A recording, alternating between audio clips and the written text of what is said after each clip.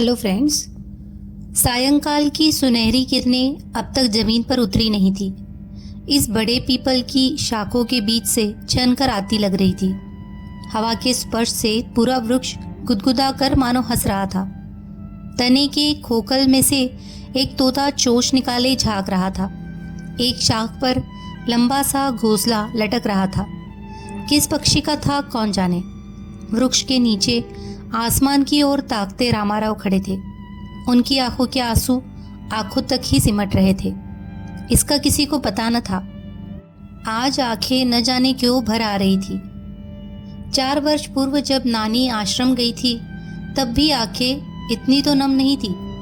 आज तो वो ठीक होकर वापस आ रही है।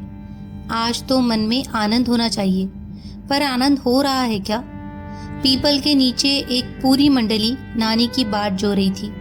नानी का बेटा वीनू, उसकी पत्नी अनुराधा, उनका 8 वर्ष का बेटा रंगा, आस पड़ोस की औरतें और बच्चे सभी जमा हुए थे। रंगा दादी के बुलाने पर भी पास नहीं जाना समझे। अनुराधा रंगा को बार बार समझा रही थी। रामाराव को यह अच्छा नहीं लगा। डॉक्टर ने तो कह दिया है कि वो अब पूरी तरह स्वस्थ हो चुकी है। भैया राम और उन्हें अब तक आ जाना चाहिए था। रुको, बस की आवाज आ रही है। पड़ोस की काकू सबको चुप कराती हुई कान लगाकर सुनने लगी, पर रामाराव को ऐसा नहीं लगा। पिछले 1 घंटे में उन्हें गाड़ी की आवाज कई बार सुनाई पड़ी थी। आ गई रे आ गई, काकू फिर चिल्लाई। सचमुच इस बार आवाज आई थी। चबूतरे पर बैठी मंडली खड़ी हो गई। रामाराव दगड़ पत्थर की तरह खड़े थे। उनकी दृष्टि पीपल के नीचे गणेश जी की पुरानी मूर्ति पर पड़ी। वहां दीप जलाना दगड़ परिवार का नियम था। अनु, अंधेरा हो रहा है, मूर्ति के सामने दिया जला दो, उसे अच्छा लगेगा। जी अच्छा। अनु ने गणपति के सामने दीप जलाकर रख दिया। दिए की मंद लौ हवा के झोंकों में लहरा रही थी। उस प्रकाश में मूर्ति कितनी शांत दिखाई दे रही थी। मूर्ति के हाथों की उंगलियां पानी और हवा की मार से घिस सी गई थी। सूंड के ऊपर भी खरोच जैसे निशान थे। लंबे कान भी टूट फूट गए थे। न जाने कब से रामाराव इसे देखते आ रहे थे, पर इसके भीतर स्थित शक्ति का आभास उन्हें आज से पहले कभी नहीं हुआ था। बस फाटक के पास आकर रुक गई। पहले भैयाराम उतरा, फिर उसने सहारा देकर नानी को उतार लिया। इतनी देर कैसे हो गई भैयाराम? वीनू ने दूर से ही पूछ लिया। टायर पंचर हो गया था, भैयाराम सामान उतारते हुए बोला। नकटी की शादी में लाखों विघ्न, कहकर नानी खिलखिलाकर हंस पड़ी। उनके हंस पड़ने से वातावरण उज्जवल हो गया। 4 वर्ष पहले नानी जब अपना घर छोड़कर अमरावती आश्रम गई थी तो सोचा था कि शायद अब कभी लौट कर ना आ सके। जाते समय घर की प्रत्येक वस्तु को अंतिम स्पर्श कर गई थी। गणेश जी को प्रणाम और हाथ से स्पर्श कर 2 पल उनके सम्मुख बैठी थी। उसी घर में लौट आने पर उनका आनंदित होना स्वाभाविक ही था। नानी के ओठ उनके मुंह पर फैल से गए थे, पर उनके चेहरे पर खुशी झलक रही थी। रंगा ले गेंद, नानी ने रंगा को पुकारा, पर रंगा अनुराधा का आंचल थामे खड़ा रहा, हिला तक नहीं। भूल गया है शायद। एक बार पहचान गया तो पीछे नहीं छोड़ेगा, कहकर अनु ने रंगा को और पीछे सरका लिया। बाद में आ जाएगा माँ, वीनू बोला।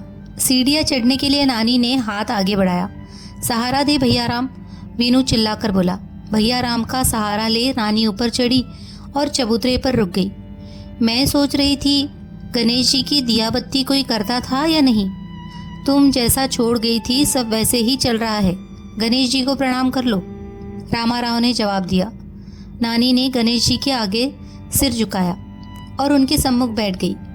उदास शाम के धुंधलके में उन्होंने चारों ओर नजर दौड़ाई। बच्चे उनकी ओर दृष्टि जमाए थे, जैसे कोई नई वस्तु आई हो। नानी मुस्कुरा रही थी। मन में आनंद हो तो और कुछ नजर नहीं आता। तभी काकू आकर नानी से मिली। बरसों बाद मिली पड़ोसने बातों में रम गई। बातों बातों में उसने नानी की नाक ओठ ध्यान से देख डाले।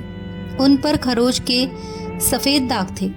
उसी समय गौशाला में गाय रंभा उठी। पहचान लिया उसने मुझे, नानी हंसते हुए बोली। और रामाराव गौशाला की ओर बढ़ गए। नानी ने गाय की एक थपकी ली और उसके मुंह पर प्यार से हाथ फेरने लगी। नानी घर में आ गई, हाथ मुंह धोकर चाय पीने के लिए चबूतरे पर आकर बैठ गई। आप यहाँ कोई काम नहीं करेगी नानी? अनु आकर बोली। क्यों? आपको केवल आराम करना है। किसने कहा? वीनू ने, कहकर नानी हंस पड़ी। आज उनका हंसने का दिन था। शाम को नानी दूध का बर्तन उठाकर गौशाला की ओर बढ़ रही थी। क्या कर रही है आप? अनु देखकर चौंक पड़ी। दूध निकालने जा रही हूँ। आप बर्तन रख दे, आपको काम नहीं करना है। अरे आश्रम में मैं खाना पकाती थी, वहाँ डॉक्टर थे, यहाँ कौन दौड़ धूप करता फिरेगा? कुछ नहीं होगा, कहकर वो चल पड़ी। आप बर्तन रख दीजिए, अनु की आवाज़ में सख्ती थी। नानी ने बर्तन वहीं रख दिया। उनके कलेजे में हुक सी उठी। उनका अपमान हुआ था। वे उसी समय भीतर चली गई। मुंह पर पल्ला डालकर रोती रही। सोते समय उन्होंने निश्चय कर लिया, घर मेरा है, सबको मेरे आदेश मानने होंगे। आश्रम में 10-15 का भोजन बनाती थी, यहाँ कैसी मेहनत। वे मुंह अंधेरे ही उठ बैठी। स्नान के बाद आटे का डिब्बा लिया और आटा गूंथकर रोटियां सेकने लगी। उठकर अनु ने चूल्हे के पास रोटियों का ढेर देखा। किसने बनाई ये रोटियां? मैंने, और किसने? अनु सिर पर हाथ मारकर सुन खड़ी हो गई। नानी ने परवाह नहीं की और सफाई करने जुट गई। पुरुषों के भोजन कर लेने के बाद अनु और नानी खाने बैठी थी। सबने खाई थी रोटियां? हाँ। कोई कुछ बोला? हाँ, ये और ससुर जी बोले अच्छी बनी है। यह सुनकर नानी के चेहरे पर रौनक आ गई। अनु कुछ न बोली और खाते खाते नानी के हाथों की उंगलियां देखने लगी। उन पर छोटे से नाखून थे, टेढ़ी मेढ़ी उंगलियां। नानी उन्हीं हाथों से भोजन कर रही थी। खाना खाने के बाद नानी घर के भीतर जाने लगी तो विनू दिखाई दे दिया। विनू, मेरे हाथ की रोटियां कैसी लगी? अच्छी लगी। नानी आनंदित हो बरामदे में पहुंच गई। वहां रामाराव चहलकदमी कर रहे थे। आज रोटियां कैसी लगी? कहाँ थी आज रोटियां? रामाराव का ध्यान अचानक विनू की नजरों की ओर गया। वे झेप गए। नानी को दाल में कुछ काला नजर आया। वे थोड़ी पुत सी गई। घर के भीतर चटाई बिछाकर सोने का प्रयत्न करने लगी, पर उनकी आंखों से आंसू बहने लगे। शाम को वो चुपचाप दूध का बर्तन खोजने लगी। मांजने वाले बर्तनों के साथ दूध का बर्तन पड़ा था, वहीं पर रखा था आटे का डिब्बा। सुबह तो डिब्बा आटे से भरा था, फिर मांजने के लिए क्यों रखा है? वो सोचते हुए दूध का बर्तन उठाकर गौशाला की ओर बढ़ गई। पानी लेकर उन्होंने गाय के थन धोए। तभी उनकी दृष्टि गाय के आगे पड़ी रोटियों पर ठहर गई। नानी उसी समय उठ खड़ी हुई। बर्तन घर में लापटका और आंगन में बंधे हुए झूले पर बैठी रूंधे गले को दबाए रखने का प्रयत्न करती रही। रात वो अपने कमरे में गई। थोड़े फासले पर 2 बिछौने पड़े थे। कल भी ऐसा ही था क्या? उन्होंने दोनों बिछौने सटा लिए। फिर रामाराव के बिछौने की ओर मुंह करके एक हाथ सामने फैला वो पड़ी रही। रात आहट से उनकी आँख खुली। रामाराव दीपक जला रहे थे। फिर उन्होंने झटपट अपना बिछौना अलग खींच लिया। चूड़ियों की खनक हुई और नानी का हाथ फर्श पर आ गिरा, पर रामाराव ने हाथ उठाकर उनके बिछौने पर न रखा, इतना भी स्पर्श नहीं। नानी के होठों से सिसकी फूट पड़ी, पर वे रोई नहीं, बस आंखों से पानी बहता रहा। हाथ उसी प्रकार न जाने कब तक पड़ा रहा। सुबह रामाराव उठकर बाहर आए। नानी पहले ही उठ गई थी। सासू जी नहीं उठी क्या? वो तो कब की उठ गई। नहीं, अरे विनू! रामाराव चीख पड़े। विनू भागता हुआ आया। सब जगह खोज हुई, सभी कमरे देख डाले, पर नानी कहीं नहीं थी। पीपल के नीचे दीप जल रहा था। गणेश जी के मस्तक पर चंदन का तिलक और सूंड पर जसवंती के फूल थे। कहाँ गई होगी? चारों ओर आदमी दौड़ा दिए गए। बाद में पता चला नानी बस अड्डे पर अमरावती की बस में बैठी दिखाई दी थी। आप सुन रहे थे जयवंत दलवी की कहानी स्पर्श।